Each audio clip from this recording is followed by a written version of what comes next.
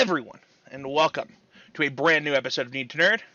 I am your host, Spencer, and I am joined by my co host, West. Hey, how's it going? It's going pretty well, man. I'm really excited. Today, we are back to talk about Emmy Award winning Book 2 of Avatar the Last Airbender. Do you know the show won an Emmy for this season? It was a real page turner. It was real page turner. That was a book joke, in case those at home didn't get that. Dude, we talked about season 1, book 1, a couple weeks ago. Since then, I've finished book 2 with my wife. We didn't let Maxwell go on this adventure with us as much. He's not ready for book 2. Yeah, I think it gets darker pretty quick and scarier in this one. Yeah, I think you really don't get that many episodes before it gets dark and scary. It gets pretty quick. So before we get too far into this, I think that we want to give our first thoughts on this book, this season of Avatar. But West, without spoiling it, why do you think that people should watch season 2 of Avatar the Last Airbender? Well, first, you've made it this far. Second, things get real. The most compelling villain of the whole story shows up. The most compelling sidekicks of a villain of the whole story show up. You really get into the love and the relationships that each of these characters are building up between each other. I think it's the one that has the most growth. The story goes from just starting out establishing who you are to really finding out who you are. Yeah, I'm gonna read the quote unquote official summary for fandom. It says Avatar Inc. continues his quest to master all 4 elements before the end of the summer. Together with Katara, Sokka, Momo, and Appa, he journeys across the Earth Kingdom in search for an earthbending mentor. Along the way, he confronts Princess Azula, sister of Prince Zuko and daughter of Fire Lord Ozai. More powerful than her brother, Azusa will stop at nothing to defeat the Avatar. But Aang and his gang find plenty of companions in the Earth Kingdom along the way. From the swamps in the south to the Earth King's palace, Book 2 is an adventure like no other.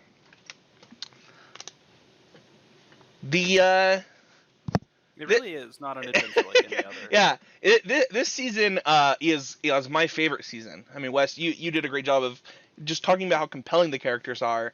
I'll go into my initial reactions first. I remember the first time watching the season really vividly. I got in front of the TV every chance I got just to see that next episode. And when they had the season 1 mid-episode break, it was rough because the big things had just happened.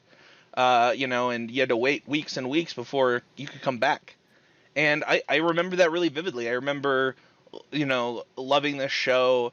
I remember, the little baby saber-tooth. I don't remember what it was called.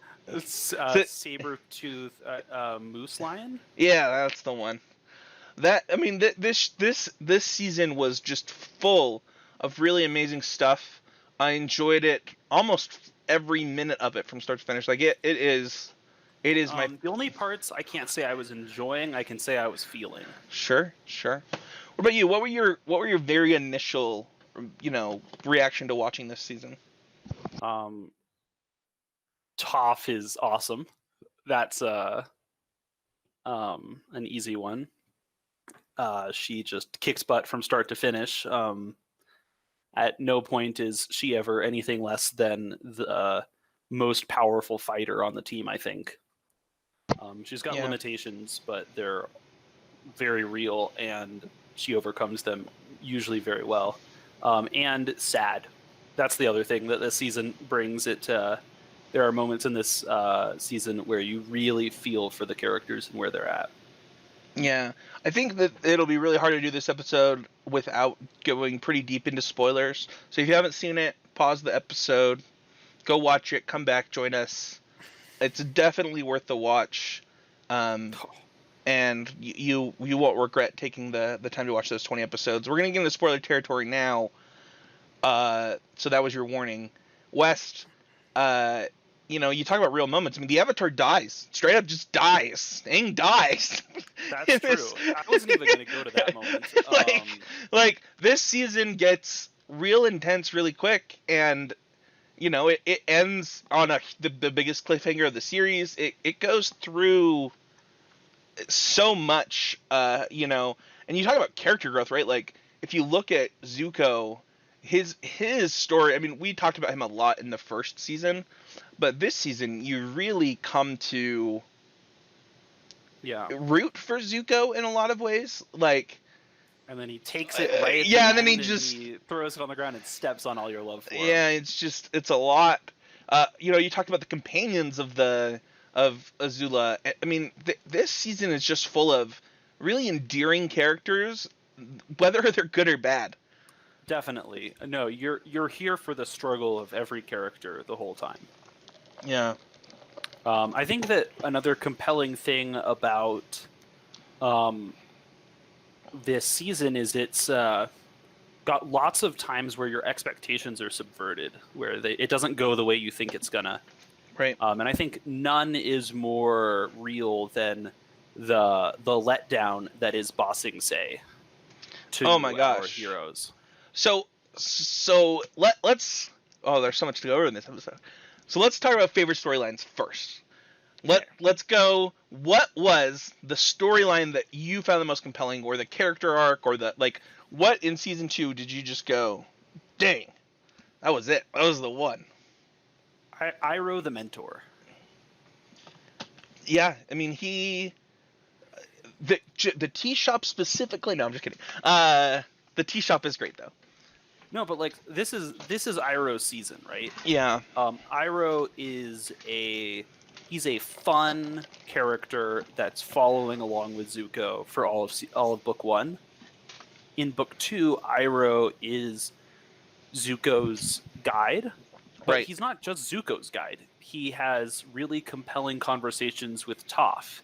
He really has, even just in his short moments where he's working with Katara and Sokka and Aang, he teaches them something.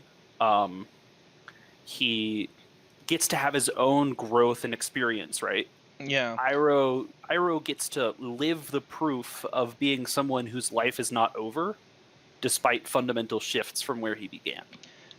It's funny, Debonair, I don't remember what episode we were on when I asked this question. It was before the end of the season, but I just asked her, I said, who is your favorite character in the show so far? And she's, oh, well, definitely Uncle Iroh. Yeah. And Debonair is usually drawn to, really powerful women as, like, her favorite characters. And this show is chock full of them. So for her to pick Uncle Iroh, I think it really speaks a lot to how great he is of a character. Yeah, I think that another reason why picking Iroh isn't that surprising, if that's the type of character that usually excites you, is that I think Iroh is an incredible model of what strength and resolve look like in a very untoxic masculine way. Yeah.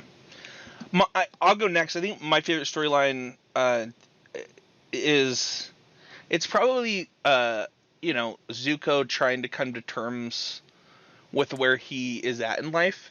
The episode where he meets that young child and he's trying to do the right thing, and at the end, him doing all those good things didn't even matter. You see this person trying to change, and then you can see it in his eyes, this question of, does it even matter if I change? Is anybody going to accept me being being this other person? I thought that was a compelling piece that puts context into, a couple episodes later, he's in a tea shop working, and he's like, why are we doing this? Like, what? Like, we are royalty sitting here in this tea shop, and he really struggles with, when I try to do the right thing, things go badly, and then, so, like, what's even the purpose? What is the reason? And I really like that about him. The other thing that I will say, my wife is a huge Katara Zuko shipper. the amount of shipping that she did during the season was all of it. Yeah, well, I think that they build that up. Basically, from after episode 2, when they basically shut down Katara Aang for a season after the Cave of Two Lovers, Yeah. when they're in the secret tunnel. Secret tunnel. Secret Tunnel through the mountain. Yep. Spencer made sure that we both re-listened to that song before starting. Because if it isn't an anthem, I don't know what is. That song is a bop, man. Let's go. Oh yeah. But from like the episode 2 of the book onwards, right? Like, I think that they spend much more time kind of building up that, you know, Katara I think Katara's many of these characters are a lot like the elements that they kind of represent. Yeah. Right? In a sense, Sokka is the perfect human, right? Like, sure. He's flawed and he tries really hard and he's ingenious and overcomes things, right? Which oh man, he gets Sokka's from not having. Sokka's story gets so much better in season 3. I'm so excited. Oh no, Sokka definitely is a season 3 man for sure. He's kind of probably never been more of the comedic sidekick than he is in this season. Yeah. I mean, come on, Cactus Juice was a great moment. But anyway, Katara. Yeah. But so Katara is like water, right? She is slow to warm, but once she is warm, it holds for a while. Right. Oh, go ahead. And I think that moment where, like, she spends so much time starting to see Zuko for the struggles he's been through and where he's trying to go. And at the very end, you can't think about any bit of the season without considering the ramifications of the final episode of the season, because basically everything that got built up is in some way knocked down. Oh, yeah. I mean, it's crazy. You have Katara offering to heal Zuko's scar and working... But thank goodness she didn't, right? Yeah. Like, then you have, you know, Avatar or Aang having to give up Katara in order to, you know, be able to reach the Avatar state at will.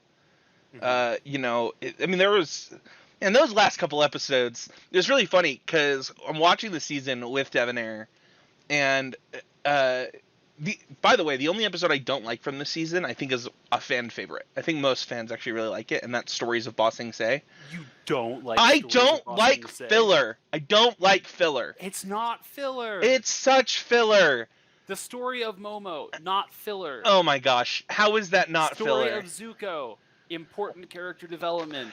Story of Katara and Toph, absolutely You filler. don't have to make filler to do character development. Either way. Anyway, outside of that episode, I think the other problem is you go from the wall episode, by the way, which is you didn't watch it on TV, so you actually didn't go through this for what it's worth. No. So the wall episode was the mid-season finale. So then we had to wait months before actually seeing what happens after that. So then the next episode, they get into Ba Sing Se, right? And was this a fall to winter arc? Yes. I see. So they get into Ba Sing Se, and, you know, stuff is real weird, right? And then the next episode is the Stories of Ba Sing Se, and you're like, I literally just waited 2 months for this story, and now you're giving me this? So there could be some bitterness there, but that is the only thing. I get it. Uncle Iroh makes you cry, you know. So I had an excellent tweet when I was in the middle of the rewatch, which is that Tales of Ba Sing Se puts a crack in you so that Appa's Lost Days can break you. Fair enough. And it's so true. That's the other thing. That episode then is a time travel episode during a different time. You wait 2 months and you don't even get to be in Ba Sing Se. Sorry. Too much. That's okay, because Ba Sing Se kind of sucks, but they really do tell a lot of story in 7 episodes. No, they do. I mean, I think The Wall is 13, right? Episode 13. The Drill, sorry. I've been calling it The Wall. It's called The Drill. The next episode is City Walls and Secrets. Yeah, so and then it's Tales, then it's Appa's Lost Days. I mean, I think that these last few episodes, you know, the Lake episode, the Earth King, the Guru, and then the Crossroads of Destiny, Holy, what an Yeah. emotional. Whew, yeah. I mean, Devonair didn't want to stop. Like, I think we actually watched the last 3 episodes just boom, just like a movie. That's how into the show you get at this point in Also, time. Spencer, I don't actually. It wasn't. I have to say that the gap in the air date was not at Is it? the drill. It was between the desert and the Serpent's Pass. So it's Oh, on the cliffhanger of Appa it's on being the taken and them cliffhanger of wandering around Appa the getting desert. taken. Hmm. Okay, okay. Either way, I remember being angry that I had just sat through. I think the other thing is what they did between those is they re-aired all the episodes for what it's worth Hmm. as well. So I also just remember the drill episode very vividly for watching it, which is probably why I put that there. The But drill episode is a really interesting case of every piece of the puzzle being used in order to make something happen, and then it's still not being nearly enough. yeah, they used the whole flying bison for that one. Yeah, except they don't have the flying bison. Just stomp on my joke. It's fine. I don't care. Yeah. What about you? Is there Hey. anything that you would change from the season? Obviously, I don't like filler, but what would you Hmm. change? It's a good I season, man. mean, yeah, like if we thought that season one was like good and did everything it needed to do, this book actually accomplishes everything it sets out to do. Yeah. It doesn't stand alone as well as season one because it ends on that, a cliff. Well, yeah, it can't stand alone because it's the It's a bridge, sequel, sure. Yeah, the bridge. That's a good point. right? Like basically, you know, this season probably doesn't help you, like, builds so much, but doesn't. It might not hold any of the load, but it's what makes the whole thing much more beautiful. Okay, so you would change nothing. That's what you're saying. I don't think so. I mean, this is it's one of those things where like it's perfectly balanced, and maybe there's something that could have been changed, Yeah, but like I'd have to dig deep. it was really funny when they got to Bossing Say, the what is her name? Judy. Judy shows up, and I was like, "That's Dolores Umbridge." My wife looks at me, "What?" I was like, "You'll see." Yeah. How long did it take her to realize that that's absolutely Dolores Umbridge? Not very long. She was like, "Oh, that is Dolores Umbridge," and then what is his name? Um, Lo Feng? yeah. Is that right? Lao Feng? Is that what it is? Anyway, he walks in and I was like, "That's Voldemort." Longfang. Long Feng. Yeah. There we go. Yeah. But probably not pronounced exactly like long. Yeah. Oh man, what a. I think that one of the more compelling points of the story that we didn't get to talk about, by the way, is Azula taking over the Dai Li. Yeah, I think I mean, that's a very interesting thing to pick apart. like, she just was playing a whole different game than Long Feng was. Yeah, I think that's probably the. I mean, Azula speaks to this herself, right? The difference between where Longfang and her are, like how big of a gap there is, but it certainly Azula doesn't ever follow the rules of the game. Right. She makes her own rules, her own goals, her own. Right there's no action of hers is on its face what it is, unless it's murderous intent. In which case, yes, that's pretty much right as it goes. What was your favorite episode or favorite line or favorite moment?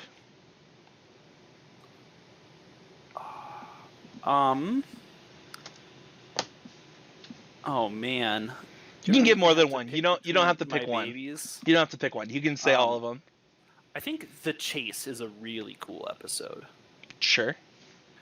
This is the one where Appa is shedding, and everyone kind of starts as they're kind of arguing to begin the episode. Does that end in the town? I know that it. Yes, this is the standoff in the ghost town. Yeah, That moment's a really amazing moment in the show. That definitely. Also, for those who don't know, if you watch this episode and have, if you're listening and haven't watched season 2, well, watch it. But if you want to watch it again, during the part where they're all shooting at Azula, Zuko actually throws his boomerang with them. They're all using their bending powers against Azula, and Zuko throws his boomerang, and it is perfect. Yeah, Zuko's great. Or Sokka. Sokka, did I say Zuko? Yeah, you did. Oh yeah, Sokka throws his boomerang. That's what I mean. This episode has so many important pieces, right? It has like the core Toph versus Katara argument, which continues forever because they're very different characters. It has Toph's conversation with Iroh, which I think is really incredible of a conversation. It is. One that shapes Toph's understanding of her friends for a long time and ultimately helps connect everybody.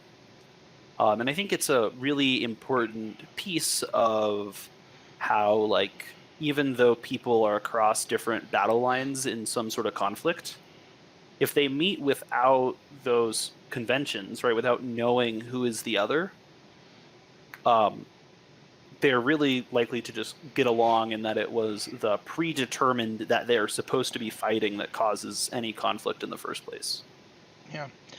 My favorite episode has to be Zuko alone. Heartbreaker. It is, you know, I already talked about it earlier in the show, but I mean, it is one where, you know, sometimes you can see Zuko doing the right thing just because it's the right thing to do. And that, to me, captures the, you know, humanity in a lot of ways. And I really appreciate that episode. Do you have a favorite line? Oh, I don't have a favorite line in this one quite like no. Secret my Tunnel. favorite line of all time is season 3. Secret Tunnel is a great one. In fact, that whole episode is just full of some excellent lines. I think that my favorite line this season is when they're putting up the signs, and Toph is like, "What? You don't think that I could put up a sign?" She grabs it, puts the glue on, and puts it there, and then she's like, "It's upside down, and isn't it? I'll just go with you." And it's not upside down; it's backwards. That's a really good one. No, I got it. When they're talking about the king's bear. Oh, and they're like, mean like a platypus bear? Do you mean a... This place is like weird. Talking through all of the iterations of combo animals that exist in the world that include bears, because the idea of an animal just being an animal is absolutely preposterous. Is it this season or season 3 where... Oh, it is this season. It's when Sokka like drew a Appa picture for their posters, and they're all making fun of it, and Toph's like, "I think it looks just like him." And then Sokka's response is, "Why do you feel the need to do that?" Yeah, that's really great. That actually like really gets into the like different tools of humor, right? Like. And that humor really is just breaking some type of social convention. Right. Because the, like, super not cool to joke about blindness, but when Toph does it, it takes on a little bit more meaning to it. And when she uses it as a weapon against her friends and their lack of consideration sometimes, I think is really valuable. Yeah. I am surprised. I thought that your favorite moment would be the part where Uncle Iroh says, "I'm not going to shoot you with lightning." That one is the one. That was the one I expected to be your favorite. Oh, another one is when they're talking about when Iroh joins up with Team Avatar to go rescue Zuko, and they're talking about fighting Azula, I think.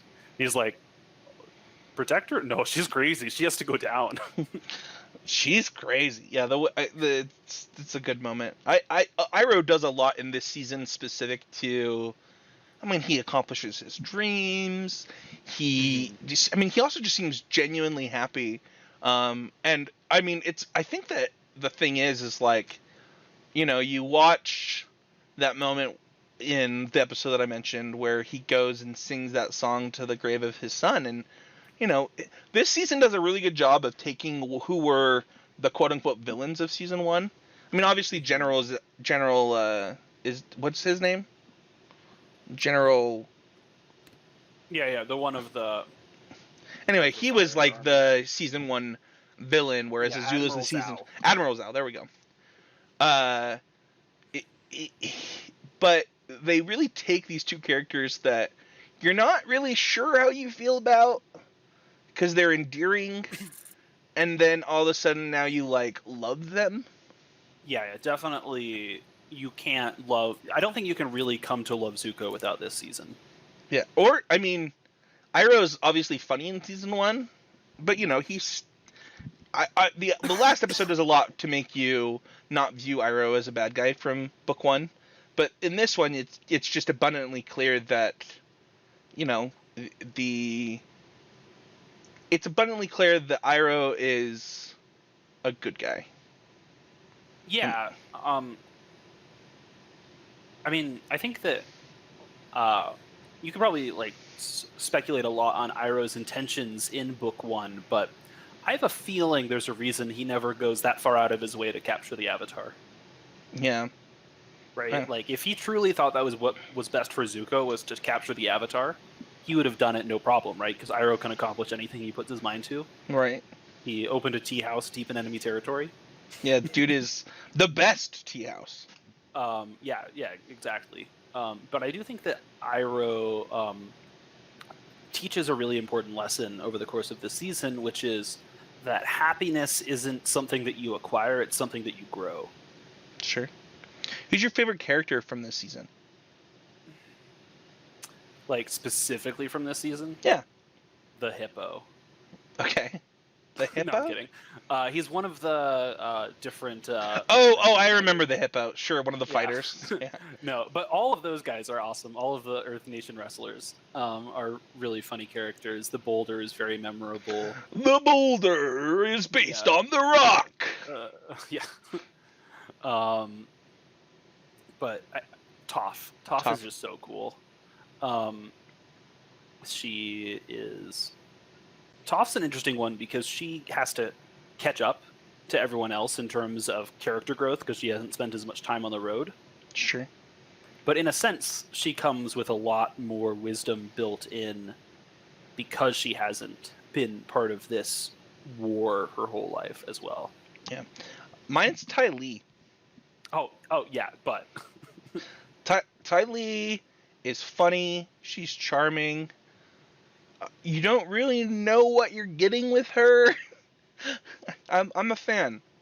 She's also adorable. What more do you want in the world? I think I literally said in one of my Discord channels that I'm a simp for Ty Lee yesterday. Ty Lee's adorable. Oh, she's great. I think that her kind of I think that Ty Lee's really cool as a character because I think you know everything you need to know about Ty Lee in the scene she joins Azula's team. When she's forced to join Azula, like... Yes. But she has... I think that Ty Lee, she's she thinks about auras. She walks on her hands. Right. She would rather just have fun than fight, but she'll fight if she has to. And she will stand up to Azula, not necessarily to the very end, but most people wouldn't even make their opinions known to her. Yeah. I think season 3 does a better job with Ty Lee and, oh my gosh, what's the other? May. That's absolutely the case, right? Like, Ty Lee, May, Azula, Zuko, and all of their dynamic as a group get explored in season 3. Yeah. But as just a kind of placeholder villain sidekick, Ty Lee and May, I think, do a really good job just in season 2. Yeah, they do. I mean, they do. You, and they're also different from each other in a really good way. You're you kind of don't like May very much, and you kind of love Ty Lee. You kind of get fear Azula. Yeah, exactly. It's crazy. She's crazy. I don't know if there's a character that can inspire that Goosebumps level fear that Azula gives me quite so easily as her, like, anywhere. Well, it was funny. We were talking about her, and I was like, she's like if Dolores Umbridge was openly evil. Maybe. I think that one of Dolores Umbridge's, like, biggest flaws that I think comes out, actually, whenever she does anything, is that she's kind of incompetent. Sure. Right? She builds these layers of, like, pink bows, basically, in her mind, right? Right. That, like, cover the fact that ultimately she does nothing. Well, I think that she also, like... Anyway, we don't even talk about Dolores Umbridge. My point was more that, like, I mean, even from... I mean, you just... Azula knows what she is. Yes. Oh, totally. And she accepts it. And it's very... bad. Unfortunately, the line in which she gives that understanding perfectly is not of this book. It's not. It's in the book 3, but although I could spend an entire episode on the Isle of Ember, or Ember Island episode. Is that the party episode? Yeah. Okay. Well, we'll get there. Okay. Final impressions. I'll let you go first. What was you watched? I assume you've now seen this twice. Mm-hmm. At least. At least. What are your final impressions and your rating? This is the one that sows the seed of doubt in everyone's minds, right? Nothing is totally as it appears. The expectation that the hero always wins gets crushed a little more often than most. There's a feeling of being chased through most of this. Like, for some reason, when Zuko was the one pursuing Team Avatar, like, they were just very far ahead in the chase, right? Basically, sometimes they'd catch up, but they'd push him back, and they more or less got to accomplish what they wanted. Like, this season, Azula really puts the pressure on Team Avatar, and they feel chased the whole time. Yeah, I mean, it really never feels like you're winning in this season. No. This isn't a season about winning. This is definitely a season about taking your lumps. About taking your lumps and doing the right thing, even though the reward for doing it isn't very apparent. Let's be real. This is the empire of... Oh, absolutely. Yes, totally. Like, you have to have a bit of a loss in order for a good 3-part story to work out like that. Right. I think my final impressions of this were just pure enjoyment. I mean, everybody loves a good middle arc. Everybody loves a good... I mean, the Two Towers. You've got the... Very different middle arc, though. That's true.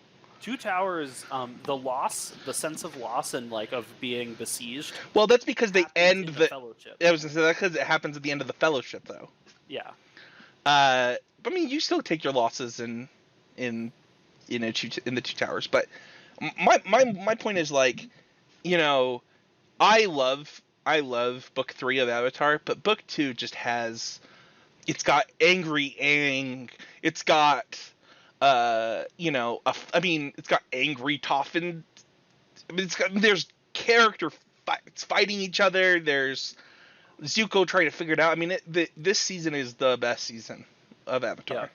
You know what other, like, aging mentor character that, like, has very little screen time but does a whole lot that we never mentioned? Who? Boomy.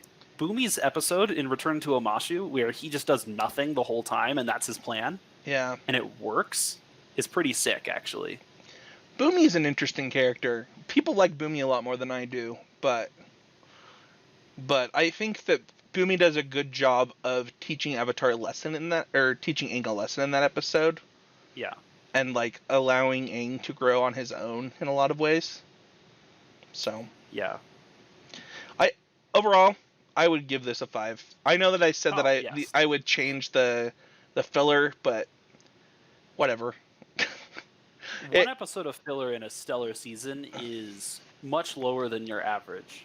Yeah, I would say that the Appa episode is also filler, but Oh, you're so wrong, though. Appa is forever changed by that experience.